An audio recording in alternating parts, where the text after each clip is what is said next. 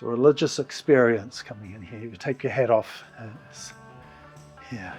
Wow. Wow, wow. Gotta have this. It's just a bedrock where it starts. Oh, now I've got some film society business to talk about and some wonderful filmmaking from Scandinavia.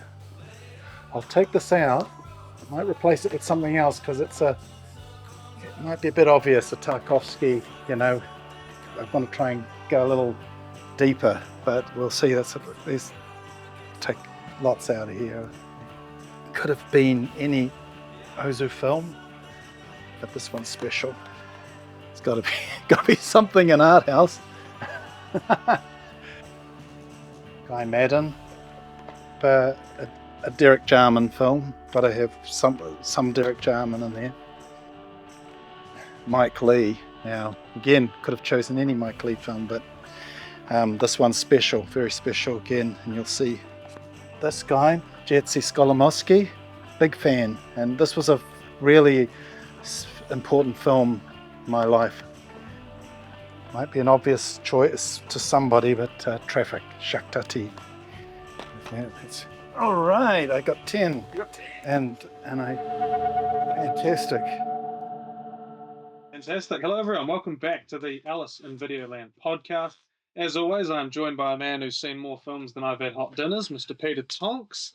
And tonight we are joined by the one and only local cinematographer and film legend, John Chrisstoffels. Cheers. Thank you very much too kind. for joining us here on the boat, John. Too kind. What an honour to be here. Yeah. Thank you. Yeah. Before we get started on your top 10 picks, I was hoping you might be able to give us a little bit of your sort of history and background in the film scene, if you wouldn't mind. Absolutely. Yeah, please take it away. Absolutely. Now, I've been here now in Christchurch since 1980. So and so that's really now 45 years, and I'm nearly going to be retiring soon, or of retirement age. But all in that time, Christchurch has been awesome as a place that actually took me under its wing and showed me cinema, and it showed me possibilities and of what cinema might be as an art form. I started being, and I still am, I play music, and I always wanted to sort of be a musician was my main thing. And I made a music video for a band once. I'm not going to name the band, but basically after I made the music video, someone said, "Forget the band. Your music video is better." So and at that point I hadn't really done anything other than just played with a camera, a Bolex camera, and a bit of film, and so I started to make a couple of more music videos around that time. But then I managed. But at the same time, I was also drawn into the film scene around Christchurch. There were so many cinemas at the time. There were still so many cinemas. I'm going to just forget names and things like that, but all over the place on Riccarton Road and things, and everywhere you went, and there was a lot of all night cinema, a lot of $2 to see 12 films or something like that, so things like that. And this is before Alice's, and it's before, but basically there was this. So there was a lot of things to see, and film festivals were starting up around that time, and there was always. I remember what was called the Academy Cinema then. I don't know, but basically Langmasters and people from that time were already showing quite often quite a lot of foreign films, especially French films, particularly films that were and a lot of kind of.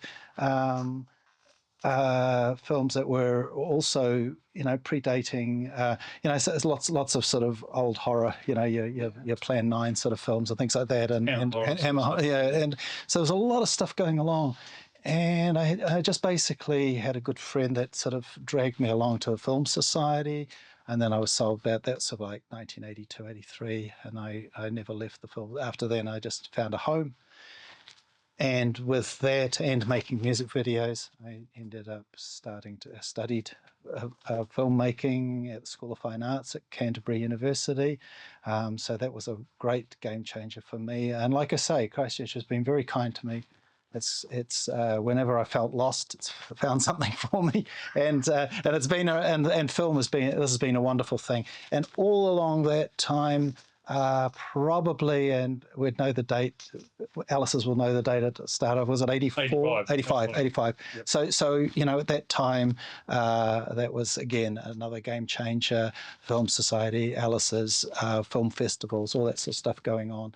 I really these films that I've just picked are really, for me, I think I was consciously thinking about that time. I'm sort of trying to get a time around 1985-ish somewhere. There's a few of these films are from that time or around the time I saw them, and they became seminal films, which led me to think, yes, I want to be a filmmaker, and I want to make films like these things. So yeah. So you didn't even thought about film until you got to Christchurch, pretty much. Not really. No. Music definitely, but then it's definitely music. Well, if you're brought up, and I know you're from Ashburton, I'm from Timaru. You often think you can't get to there from here. You go from a small town, or a smallish town, you think you're not going to be able to get to somewhere big, and Christchurch to me was big and big enough, so that to me is a game changer, and I think really an important. Yeah, that was a really important part of that. That's really special for me hearing about. I don't want to call it the glory days, because I don't want to kid myself that it's over or anything, because I wish that people would still be as into cinema as they were back then. But it's very cool hearing that Christchurch had such an impact on you, and that it was such a special place for cinema. Yeah, the square was alive, wasn't it? Yep. All the cinemas around there. The square, which was great. Yeah. Yes. The names, Nick Paris. He'll know all the names of all the things. I know. We're going to interview him. So Lido out at New Brighton and things like that. There were probably things like that were still going then, definitely.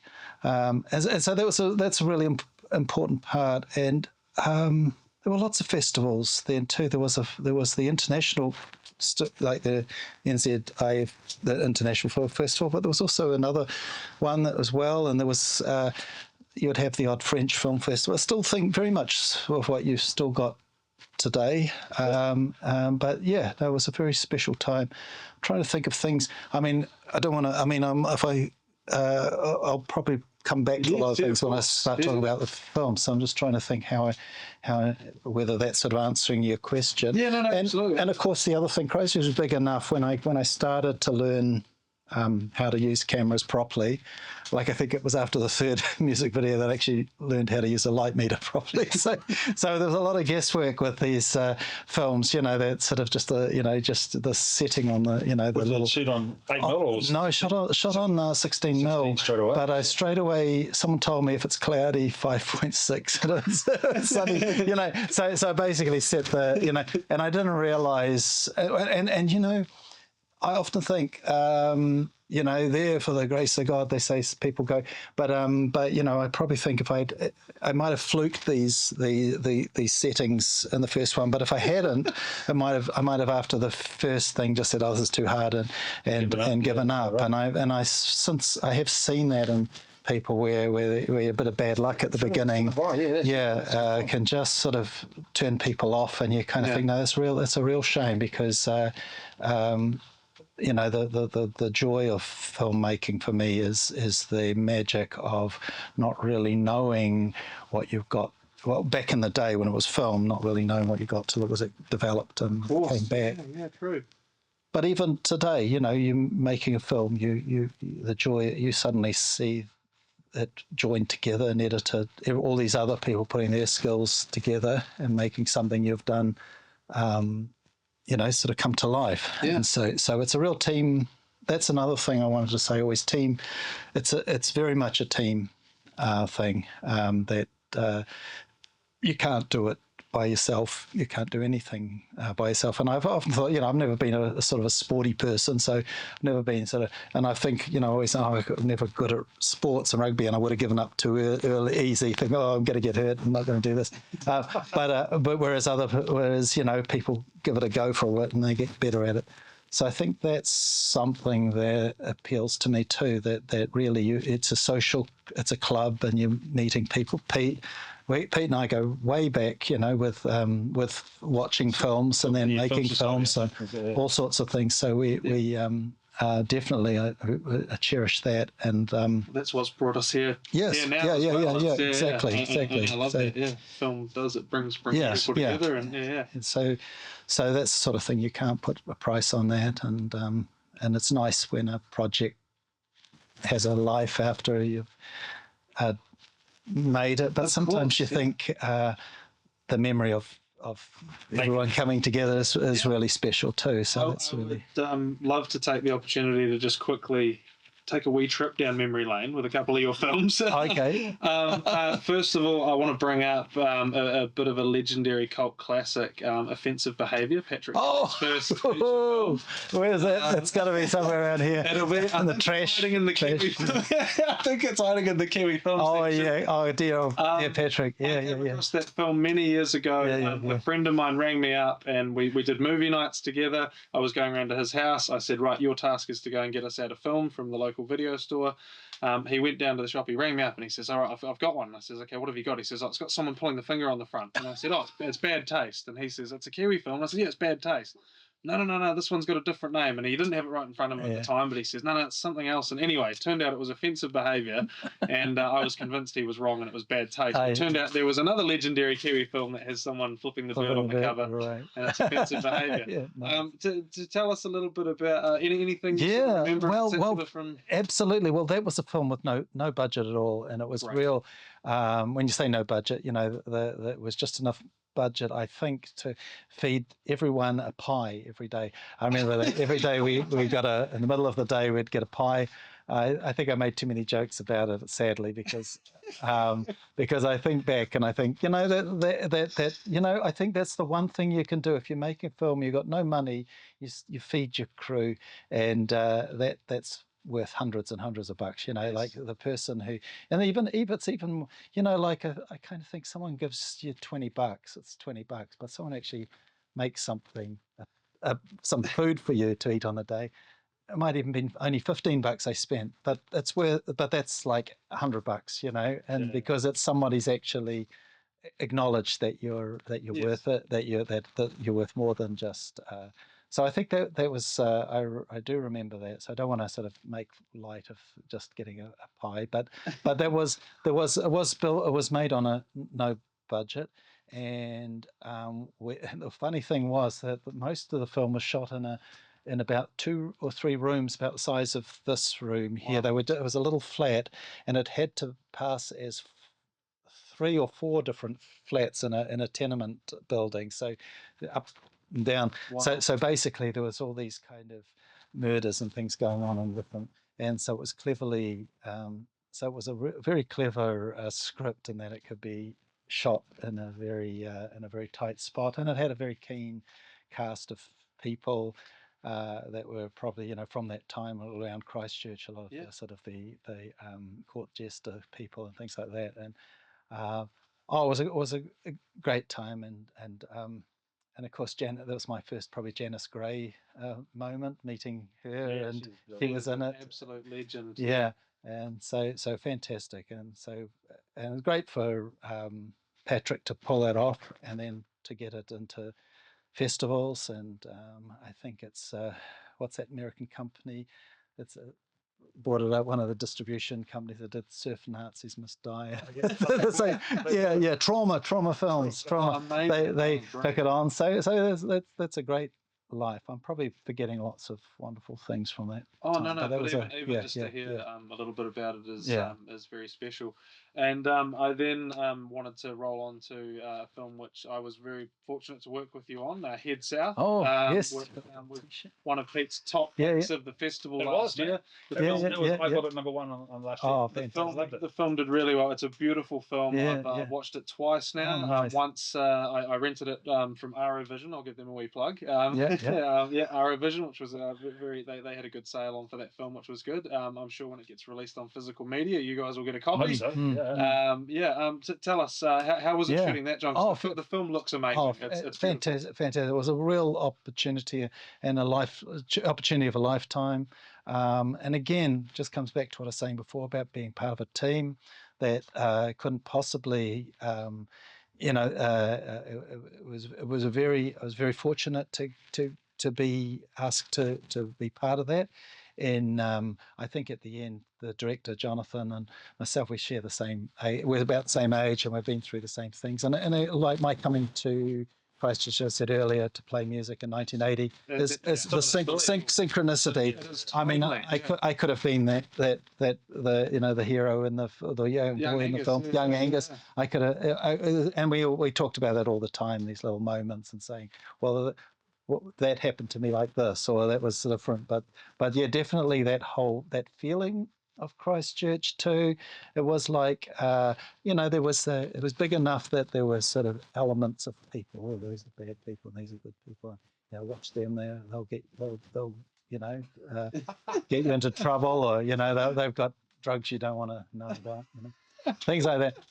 So there was all part of it too. And of course, playing music was this thing, and exactly like the film that and it goes to what I said before about the first music videos I made.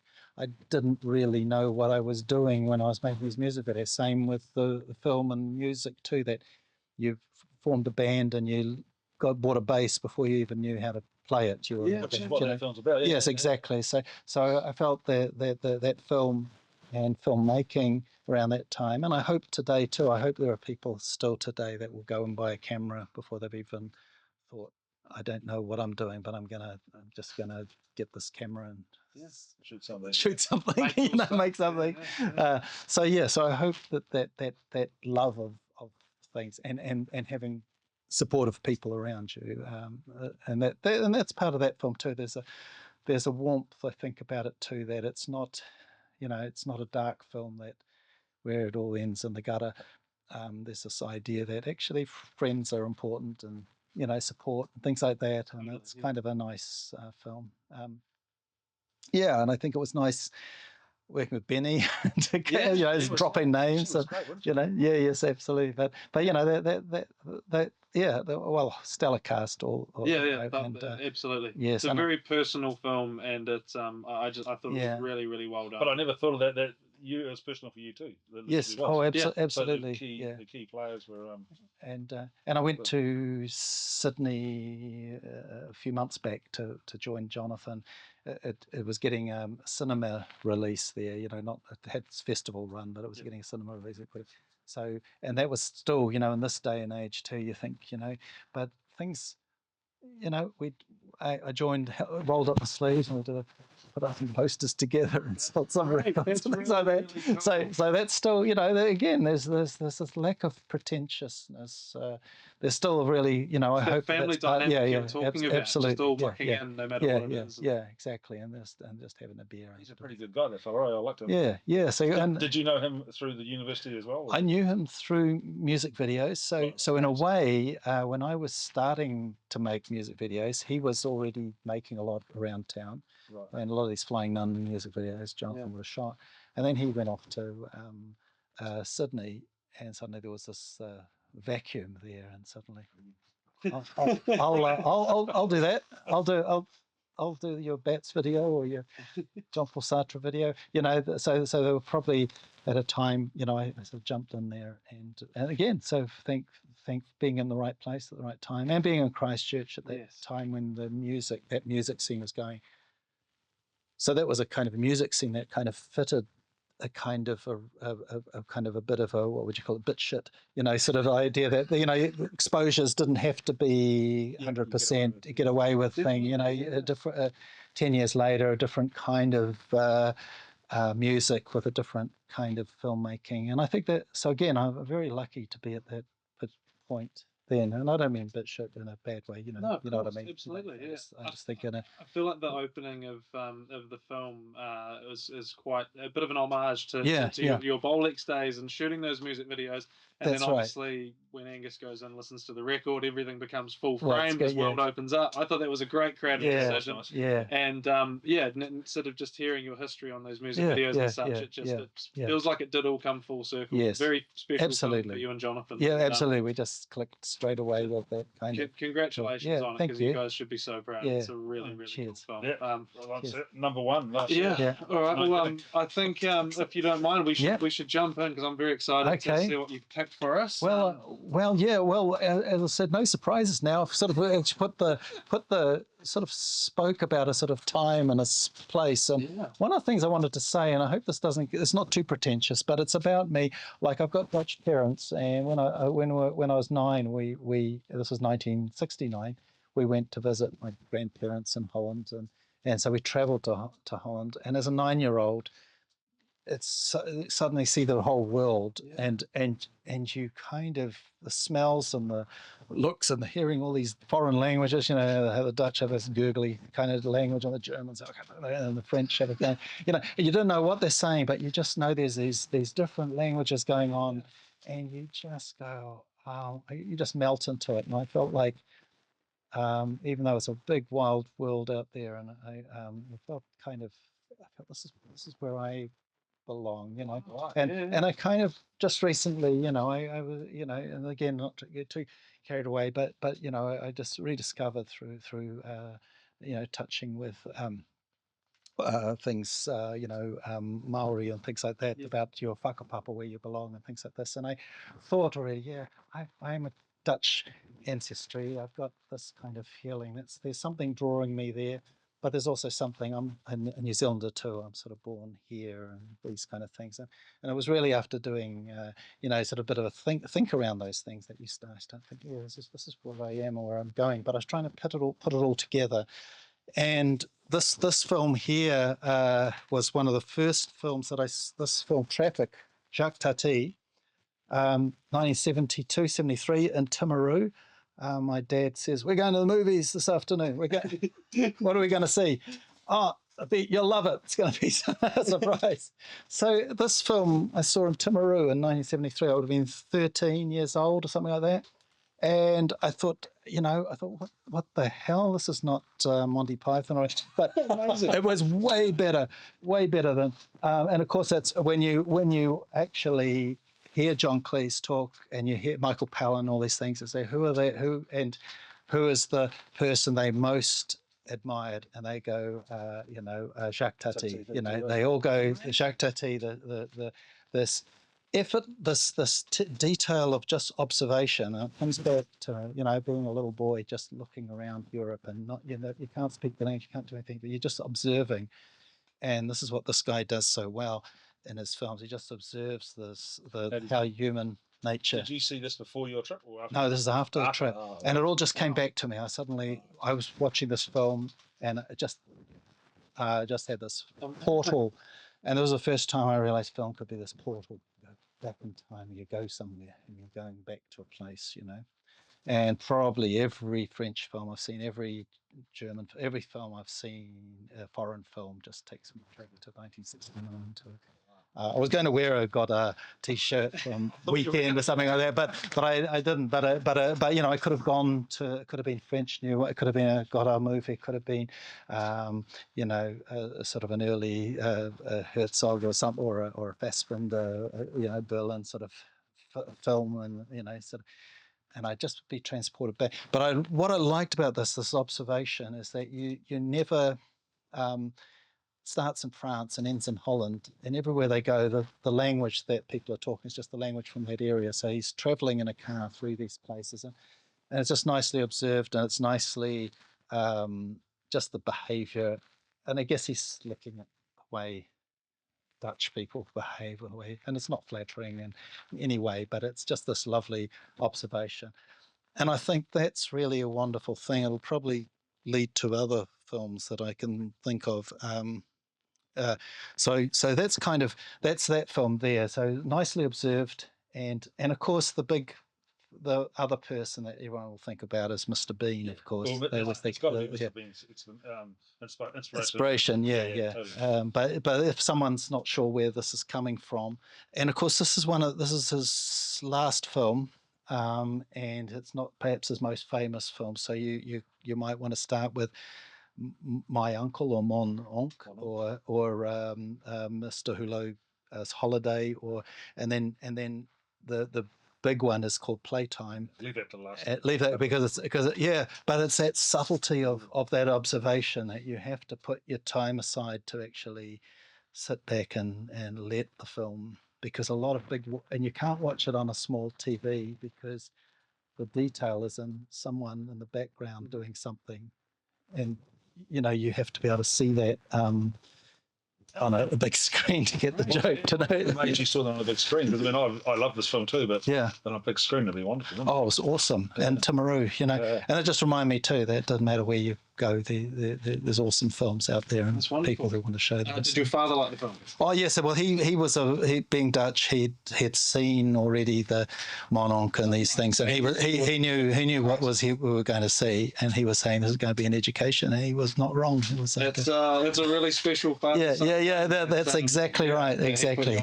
Yeah. Very cool. That's a pretty good story, man. That's a great story. Thank you. Yeah. And that's a great film. I have not seen it, but I'm a huge fan of Mr. Bean. I'm a huge fan of Monty Python. As soon as I saw the cover, from where I'm sitting, I actually imagined the three-wheeled car of Mr. Bean. Yeah. So funny that was brought up. And of course, Mr. Heath, Rowan Atkinson crams so much in these films. You've got to be more prepared for them to be, you're just about to think, well, anything going to happen, and then you miss it, and then you miss something, and you go, I've got to rewind the last 10 minutes to set that up again. But right. So it was a very special watching. But did you see there was a film that I saw by Tufro where Jack Tate appears in this. Oh no! It's one of his films that I had no idea was going to come. He shows up, does his act, and then gets on a train. It's brilliant. He must have yeah. I forget which film it was, but it's yeah, that sounds great. Anyway, but yeah, that's a real cinephile. That's the sort of thing Alice is for, isn't it? Yes, to make these connections between films, and this guy and was in that film. So I'll move on. Special. Thank you for that. Yeah. So it's all downhill from there. No, anyway, where was I going with that? So from that, I guess there was a great sort of film society. Picked up this thing again in the mid '80s, and there's a lot of films here that I haven't shown, but I'm sort of trying to I'll try and weave it together. I need a moment to think, but where do we go next from there? Okay, so maybe not this one. Yeah, another one. No.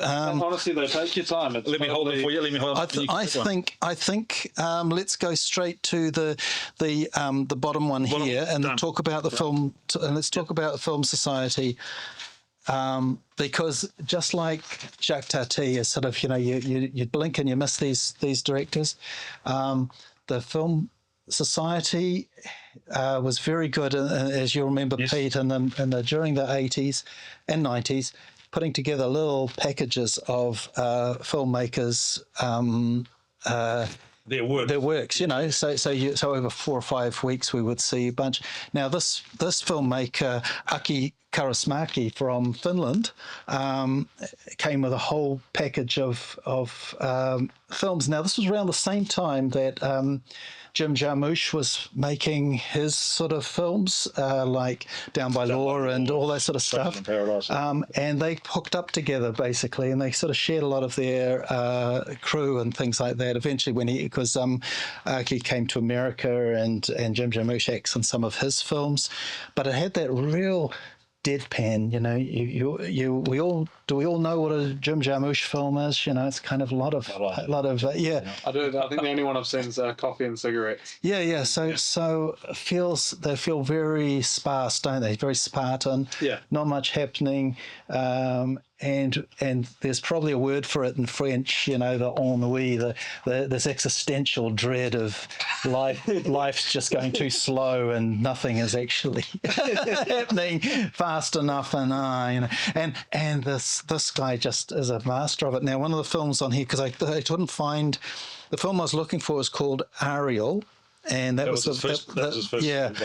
And it's about, and I thought to myself when I saw that film Ariel, that it was like watching.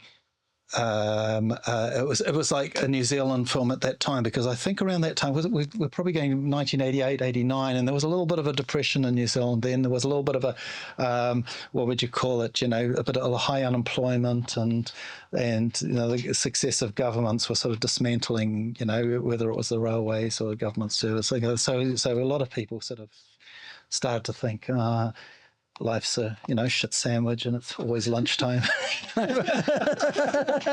That kind of thing. And that's what this film's about, Ariel, in the nicest possible way. It's like a guy who gets a redundancy check, and, you know, you're being let go from a job, but you've got this big check of money and you're thinking, I'm going to use this money to turn my life around. And what happens is he buys a convertible car and it gets stolen, and then he gets mugged and his money gets stolen. And, you know, the thing was that how could things get worse? And they just do, and they just get worse. And it's a comedy, you know, that's what's great, but a black, sort of that dark comedy. And you thought, this is Finland sort of talking, because, you know, at the time you often get these statistics that a country like Finland's got the highest suicide rate or something like that, and it's the happiest kind. And the thing is that because they could talk about stuff like that and make a joke out of something. And I think there's a lot of Scandinavian filmmakers, and I could have chosen what's his name too, the Roy Andersson. You've probably got You the Living and a few Roy Andersson films here too. And I think there's something Scandinavian humour.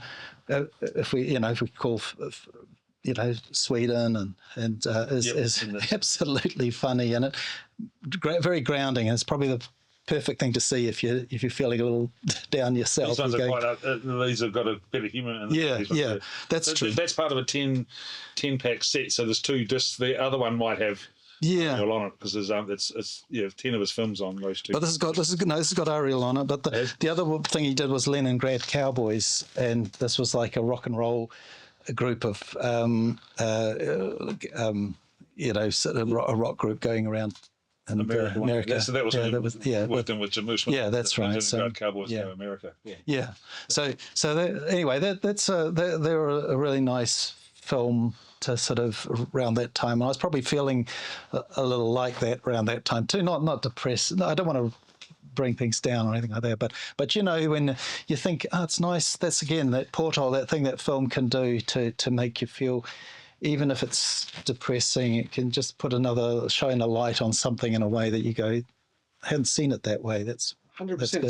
Sometimes that's what you need. It's almost like uplifting depression, isn't it? Yeah. They're uplifting. You feel good. Yeah. So I strongly recommend this filmmaker, and of course that goes along with your Jim Jarmusch films too. I Hired a Contract Killer was one of my favourites. That's right. Yeah.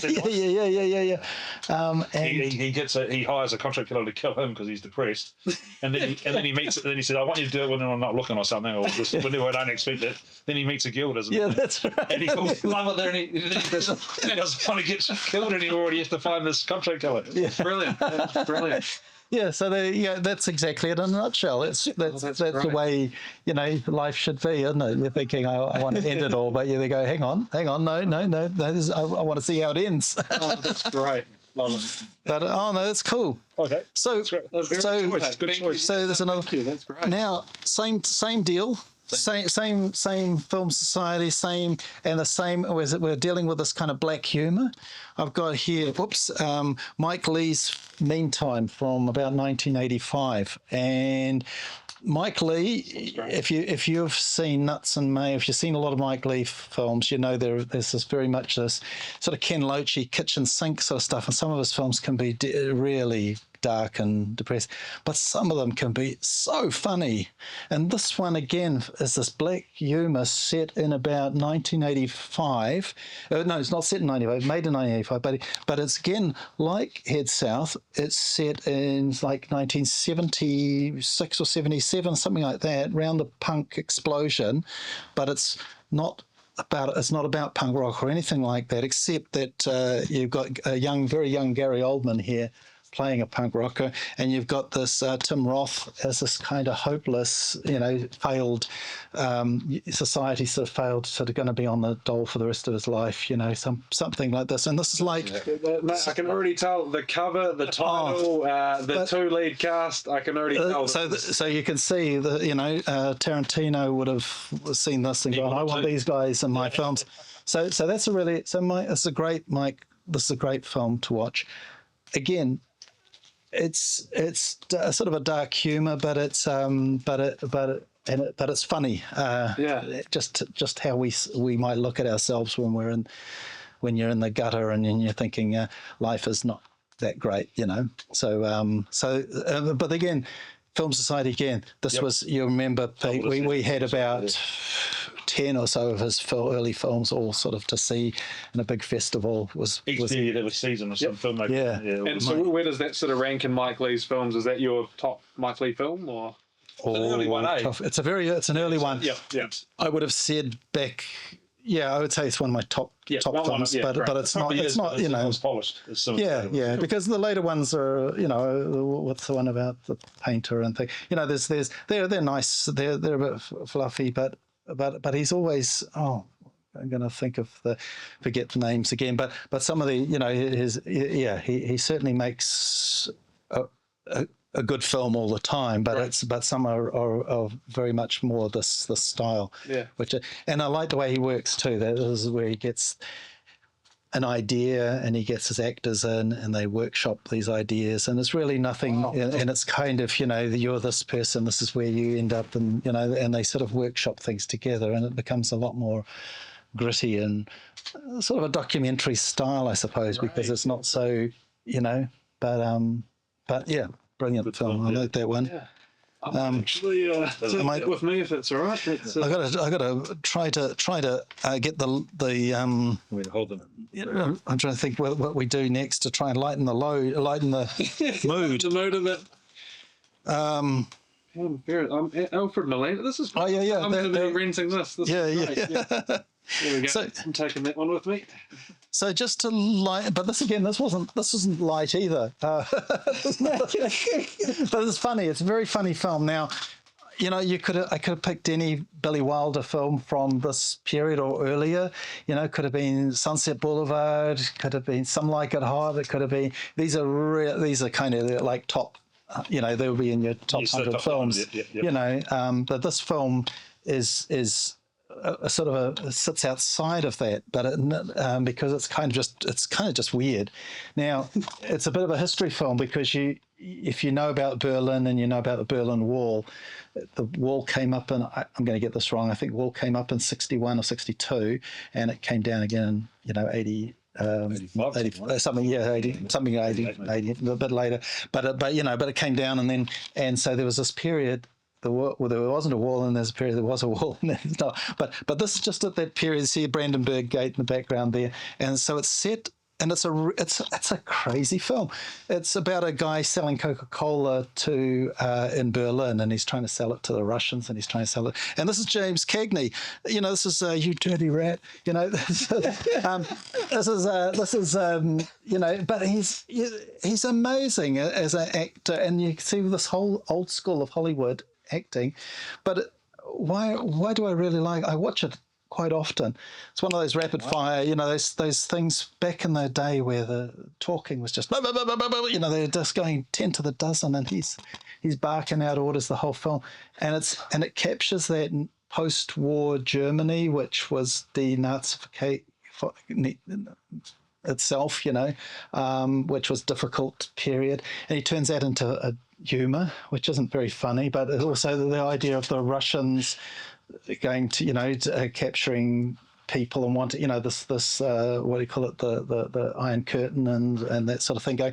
So there's a lot underneath the surface of this film. It's not funny at all, but this is a very, very funny film. And I thought this is again the master of with Billy Wilder. He can make something that's kind of, you're thinking, well, that's not funny. It could be, and that's Sunset Boulevard would be a good example of that, where you've got, it's not funny, but it's the gravitas, or how he puts the film together is really how just the changing of Hollywood and how things are changing. So anyway, I'm gonna watch it on. Yeah, I think it's quite funny. Yeah. I've not seen that either. It's the only film you probably will ever see that's got Coke and Pepsi. You say, is this a Coke film or is it a Pepsi film? Watch till you. Anyway, that's I haven't found that. Yeah. So we've got some sort of arty stuff, quite a bit of arty stuff left. We're okay for time, aren't we? Yeah, Yes, we'll just keep going. Yeah. Okay, so let's look back to my childhood again, but also not much to childhood, but Film Society, but also just again, we talked about Head South being sort of a film that's a warm film with a warm fuzzy kind of a film. If you want a nice warm fuzzy film about family and growing up and change happening and not being sure what's around the corner, a lot of uncertainty, but handled again by a master of gentleness. One of the themes I hope with some of these films is there's a gentle theme coming through, that you don't have to hit people over the head with with violence or anything like that. And I wasn't expecting this film. I think I got it, I think I bought it in a lot of, DVDs, and I thought, it's a Japanese film. I watched this, and jaw just dropped, and I thought, wow, I've not seen. Wow. I was aware of Tokyo Story. I was aware of that kind of the style that he's got, but just beautifully shot. Just a nice coming of age story of two young boys in a family where things have changed. Everyone's got a TV except them. When those little things in life become really big, important things. Again, it brought me back to, not that, it's poor family or something like that, but, you're a certain time, and you can imagine kids now, and, someone's got the latest iPhone and you haven't got it. And, we're in such a different world than this. It's like slowing that whole thing down to being something really kind of, it's very pretty and very nice, and the wee boys run away from home, for an hour, but that's a kind of, in the hands of this filmmaker, so it's just a very epic. Everything is epic about it, and yet it's just such a little story. And again, it makes you think about films that you could make, or stories that you could tell that are just like, little stories, but you could turn them into something really big. And so I really like this is a good example of that, and it made me go back to look at a lot of other, just recently, a lot of other Ozu films I hadn't seen, and this is a guy that had a career of making the same film over and over again, almost like he first made them as silent films in the 1920s, and then black and white in the 1930s, and then in colour films. So he's got about 3 or 4 different stories that he's retold many times, but every one of them is told. It's just really beautiful. And his camera work, I was watching the other day, I went to see the new Wes Anderson film, and you go, even the Wes Anderson style of doing this, oh, bullshit, it's Ozu stuff. It's just this idea of just crossing the line, as we would say, or just doing a 180-degree camera changes, and that whole, like we've got now, cameras down at our sitting level. This is a very polite, this is a sort of a way in which, it's sort of it's unassuming. It's not kind of bearing down on us or trying to be too smart with it. It's just, and I think that's a really wonderful part. Awesome, man. Yeah, I another film. bought that recently because I think, but yeah, can't remember whether I watched it or not, but I'm going to watch it. Yeah, There's that's another it. one. Yeah. I've got to watch. Pretty cool when you come across something like that and you give it a chance, not really knowing what you're getting exactly. into, and all of a sudden you find one of the top 10 films. And that's probably what people come into the shop for. The thing they were looking for is not there, but hey, this looks interesting. Something you weren't expecting. It's a beautiful cover. It's a modern release. It's a nice Criterion one. I might have to. Another cool. Yeah. Great, thank you. Cool. Well, I'll go to Guy Madden again. This was maybe I should have got a different film. Now, not I don't. But we were talking art films here and Film Society again. That there was this Canadian. Don't hear much from him now. I don't know if he's around but for a while, sort of like 15 years ago, he suddenly was making this guy's Canadian. I'll say Guy Madden. Guy Madden. There's a new one of his in the new releases. Oh, there you go. Still around then. I didn't know that. But basically, he was sort of making these films 15 years ago to make them look like they were made 100 years ago. So, very early film techniques and over silent films with lots of over reactions, the big actors doing this kind of, silent sort of stuff. And they're just delightful films to watch. And again, as a person, if you're making music videos or you're looking for something to just break out of the normal filmmaking, you're not that you'd want to sort of copy Guy Madden, but you watch a Guy Madden film and going,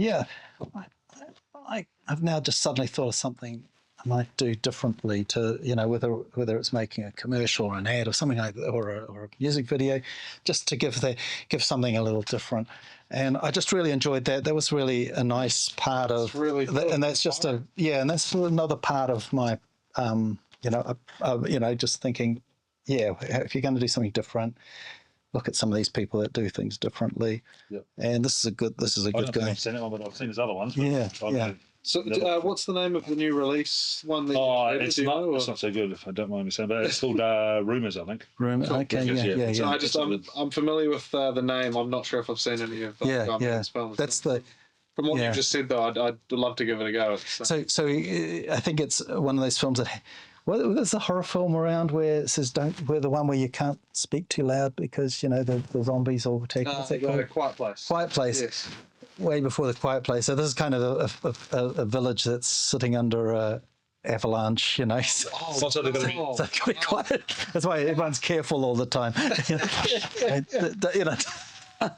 So move, they just keep quiet. they just keep quiet. So it's a crazy kind of premise of, and that's kind of that surreal thing, because that just reminded me then Bunwell and all these other filmmakers that they go in and out of fashion of suddenly everyone will want to be watching a Bunwell movie and then you won't for a while, but that's kind of that whole surreal thing where you set a premise up like something like that people are sitting under a snowy place. Those kind of things are kind of really delightful, and a way in which a whole story can unpack or. Inspiration for it, So. Great one. So quite a different one from the others as well. Yeah. But I'm going to follow it with this one here, American Astronaut. Now. Again, if you want a B, C rate, not C rate,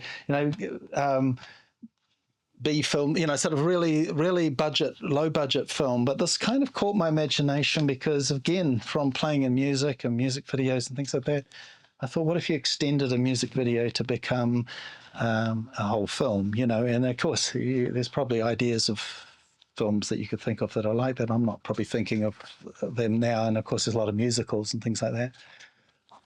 But this comes closest to a band that's this guy that he set up this sort of like a rock opera, and it's set as a guy. He's in a mining station, in a space, So it's kind of, but it's really kind of weird because kind of. What was it called? Sort of body horror, but also kind of sort of blokey sexual kind of horror too, because there's all these guys in one place and there's no women, and these guys are going bit crazy. Yeah. And it's sort of set in space, and again, it's very funny, but it's also very it's black. It's a black and white, and the spaceships are just drawn, and the special effects are very very. What's the word? There's not much special effects. Plan 9, yeah, very much so. Cool. Like there's a whole sequence that goes on for about 10 minutes of him just getting out of the spaceship and jumping in slow motion to this space, and it just goes on and on and on forever. And you're watching this and you're going, this is amazing. But it's also, I don't know how many times I watched it, but it is very funny. And but the music, there's something it's very homemade. I mean, you talked about offensive behaviour, and you talk about some of the great things New Zealanders might. And this I don't know what year that is, but if we think about Peter Jackson's, Bad Taste and things like that, you think, it's all cut from the same cloth, and well worth a look. I've got to watch that one too. Yeah, it's got a bit of fun. That sounds really cool. Yeah. Oh God, I'm gonna. 2004. 2004. That's yeah. So it's not that old, but I just thought it captured. Yeah, when I remember at that time, and I think he's independent. You have to buy that film through. I don't know if you can buy it through a distributor. Videoland. Yeah, that's right. When I saw it, I thought you have to. Yeah, exactly. Great. Did not lose that one. Yeah, I'm sort of getting down to the Russians. We got the Russians are coming, but we start with a Polish Jerzy Skolimowski. I wasn't sure whether I was allowed to talk about Roman Polanski because he's been cancelled, hasn't he? But is he cool with you guys? Yeah. Is that a Polanski one? No, it's not Polanski one. But Jerzy Skolimowski was first AD for Polanski and came out from Poland with him and they both sort of set themselves up in England around that time.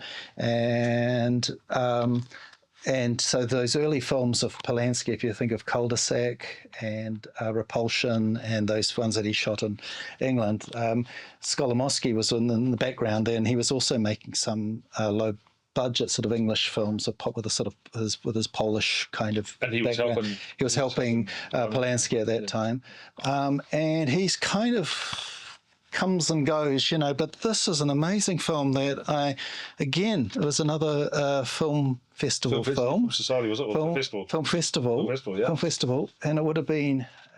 I've got to get the dates wrong here now, but when it was, so it was in 1978 that the film came out. But I remember seeing 80 or something, 80, a couple of years, and I thought this was just kind of a crazy film. Musically, I thought this is a great soundtrack and then I realised, it's guy from Genesis, but not that I'm not a Genesis fan at all. I thought, that pissed me off. I thought, it's not Phil Collins, but it's anyway. One of the Genesis guys did the soundtrack for this, and it's really good. It's really amazing, but it's not. Anyway, it's nothing. It's not.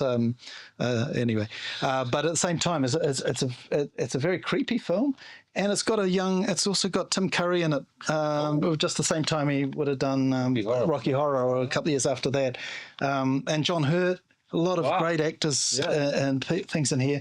And it's kind of got that sort of great English kind of obsession with the occult, which is kind of like a little bit like the Hammer horror kind of things. But it's a very sort of creepy. It's sort of creepy film where this person comes to stay and just. Gets a bit. Alan Bates is Alan Bates is the sort of the creepy guy, and John Hurt is the sort of person who's freaking out over him, and that's that sort of whole thing of mind. What's the word? Just making someone feel, playing mind games with someone, and but it's it's a great film and very British, but it's after the Hammer horror sort of stuff, and it's a new sort of, can tell it's like a new age of Which things. is kind of what's happening now, isn't it? Yeah. You see all those new horrors, the terrifying ones. Yeah. New sort of feel there. I think that you would have seen films like Midsummer and things like that. They would have come after what's They would have been inspired by this sort of thing. Yeah, that sort of thing too. So again, it's not quite. It's a different kind of horror, and I still watch that film quite a few. Once every 3 or 4 years, and I just. I've never seen it. But it's a sort of seminal film. It's one of those films where you're realizing, something about it is captured. I knew given you here, I'd have lots of films to watch. I've not seen this 4 films now. I'm busy. No, that's good. Yeah. Oh God, I just feel like you might have to sort of reorder them. Yeah. Oh, they're great recommendation. I'm just going to close it. Yeah, no, I'll go to Colour Pomegranates will be last, I think, But Tarkovsky, once again, could have been any Tarkovsky film. And the film that I was thinking about was The Mirror, because that would be similar to the 2-hour Ozu film about it being memories of being, and my own memories again of thinking back to watching Traffic and things like that. I was trying to sort of curate a kind of a full circle of childhood memories in my mind, but I didn't quite. That would be bullshitty to do. But too pretentious, too much like a you think he's got a script in his back pocket, which he probably has.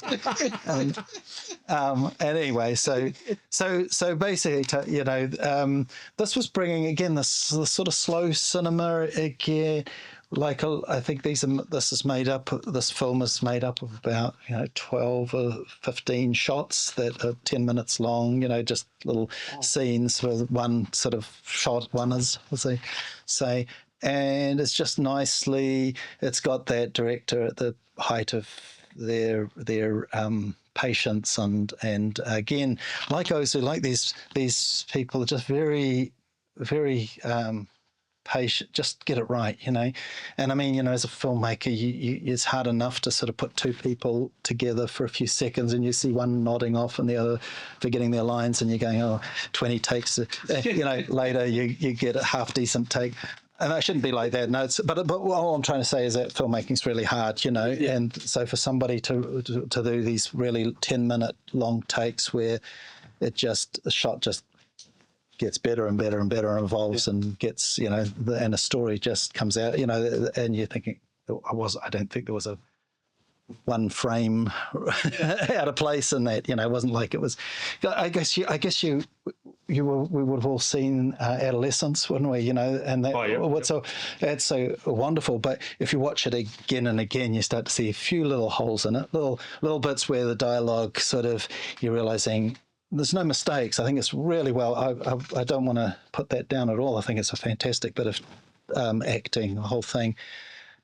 But I think the fact that it's so busy all the time, it can get away with things that this is just that slows it down to something a little bit more nice. This is my favourite Tarkovsky film as well. Is it? Oh, yeah, cool. It's good. The story's great. Yeah. So just how. And again, like Jacques Tati with Playtime, where something can be happening right in the background, and the camera is just slowly moving you in, and the people are slowly getting closer, and then right at the end, they're not even in your face close, but they're just, this is like probably this frame here is like the end of that scene where he's just with the little boy, but it starts, with a postman turns up, and there's a Jacques Tati homage there where they tie the bike full circle. Again, these little connections, Jacques Tati, but definitely definitely a very humanistic. I was going to say humorous, but humanistic feeling watching a film like this. So I think that's really important. And when you know the ins and outs of actually putting together a scene or a shot like that, you do appreciate how much work it is to actually get that. Oh, absolutely. Because that's one you've got to stick with, because the first scene where he's just walking down that road following those two. Yeah. You kind of what am I in for here? But by the end of the film, you're like, It just Yeah. goes your way.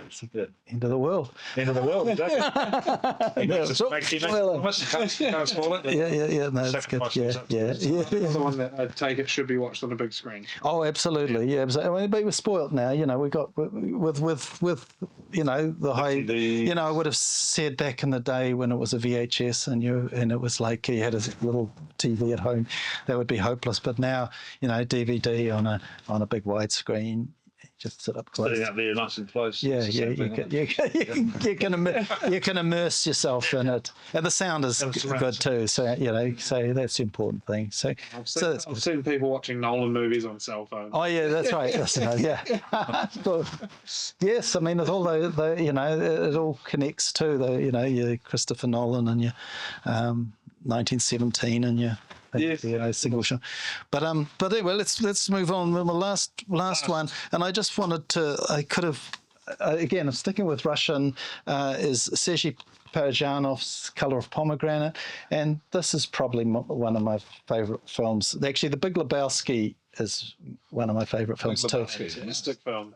I didn't know it was either going to be The Big Lebowski or this one, for very, very different reasons. And I'll want to talk about Big Lebowski later on. But this is actually a beautiful film, and again, very simple. That again, if you're going to be a filmmaker and you're going to try and do something different, these are the kind of films that you need to watch to just sort of. And you go, oh my God, Wes Anderson, or a lot of filmmakers steal heavily from a filmmaker like this, just to get that Wes Anderson thing of the camera panning, going, just tracking left and right, like and keeping a very sort of almost a flat frame, very huge depth of field, so everything's in focus, and it's very cartoon looking. This film here is sort of like very one of these medieval tapestries, or a kind of a you can imagine a wall mural that about some sort of battle or something going on, and these people dressed in this very, the very sort of this is around, and it's around a time that is very topical at the moment with Ukraine and stuff like that, but also this idea of nations around the Black Sea in that area trying to find their own. I mean, this filmmaker got put in prison for 20 years just by having a sort of a Georgian flag in the background of the shots, something like that. But that's the kind of, that's the kind of political nature of filmmaking, that it can be these things as well. We sometimes feel we're very lucky in New Zealand at the moment. We're not, we don't know what's around the corner with governments and things like that. But and then when you see what's going on in America and how it's just crazy stuff, you think, where are we heading? Where a filmmaker can get put in prison for just putting a flag in the background of a beautiful film. But I think this has got a lot of beautiful things in it. And if you're into world music and things like that too, this kind of whole, that is just a rich tapestry of music, which Werner Herzog must have seen this film. He borrowed some of the music of this, put it into his Nosferatu from Sigma. I recognise it. So there's a lot of people. There's again, you think, yes, I see these connections. Everyone's watching these films. And the new one, the new Nosferatu, keep the same soundtrack? No, it's pretty much the same film. Yeah. Well, I watched the old Herzog one, Nosferatu, the other day, and it was almost the same as the new one. Yeah, it's very similar. I like the older one. Yeah, no, I like that one. Yeah, just fresher. But that's kind of, I want to, because I can't talk about the Big Lebowski, can I? Still, If you want to, you can talk about whatever you like. Oh no! I just wanted to try and finish on a light note again, and another film that this is one of these films that I can just watch over and over again, and it's not to everyone's taste. You think, well, what's happening here? I don't understand it, and it's like a poem. It's like a cinema poem. I thought you'd bring this one up, and then I remember seeing it years ago. I must watch it again after hearing what you said, but I remember I couldn't work it out when I watched it. No, it's got. So I was confused at the time. I don't. That might have been when I first came to Film Society. Exactly, but I think that's what poetry. I think that's when filmmaking's at its best. You don't. It doesn't have to make sense. You don't have to understand it. You let it wash over you. Let some of these things. That's why I need to watch it again. Yeah, let it just be a bunch of images and some poems about a poet trying to, in sort of medieval times, trying to sort of make a poem. It's very much like Tarkovsky in that way, and I think that's kind of when film is really beautiful. Is when you think, well, it doesn't have to make sense. It doesn't have to, I can just watch this. It's not like I play a video game while I'm watching it, or make dinner while I'm watching it, but just let it. But it's a different kind of watching where you're just letting the film sort of take over a little bit, giving it that time. Yes. But I think that's kind of that's where that is, and I think The Big Lebowski is the same. That it is such a funny film. It's so, and I think every actor in The Big Lebowski is important. Everyone's place, every line, everything. And again, a film, just watch it for watching it. Right? That's a film I can just watch over and over again. I watch it backwards and in the middle and somewhere. I can anywhere. You know what I mean? It doesn't. It just is. And again, I think Coen Brothers at the height of their cinematography, all that sort of stuff. Everyone knows the Coen Brothers films and things like that. No, they've made a few turkeys and a few bad things. Well, you've introduced us to a whole lot of stuff that a lot of people have forgotten about, to be honest. Like, this is stuff that we used to watch in the 80s. Because I'm an old bugger. Well, yeah, but I could probably learn a lot from some new stuff that's coming out. But I agree, Well, it sounds like a lot of new stuff is learned from these, though. I mean, I'm thrilled to have to have heard these, and I've got a couple of recommendations to go home with. Oh yeah, nice, I think it's a great selection of films. Oh, thanks, man. You were amazing. Yeah. That was perfect. Thank you. Amazing, thank you very much for coming in and running through that. I almost feel like at some point, a few of the time, we might have to get you in for a second one. Through another 10 films. There we go. I feel like there's still some more in there, and Well, there were definitely, and I'd love to do that. In different mood, it could have been westerns and war films and different things, but what you've given us is amazing, and totally. Again, a completely different selection. Like every person people were choosing a different style. Oh, nice. Oh, well, that's very kind. But look, we really, really appreciate your time, and thank you so much for coming in and sharing some stories. You have an amazing history in New Zealand film and television, and we're very, very lucky to have you here. Just thank you for your work, and thank you for being here. Really, really appreciate it. Thank you. Cheers. Thank you. Awesome. Thanks. Hope to see you again soon. Thanks everyone for watching. We'll see you on the next one. Thank you. Cheers. Hey, thank you for listening, and please consider becoming a member of our nationwide mail-out service at allisonvideoland.co.nz/become-a-member. We need your support to keep this video shop alive. Thank you.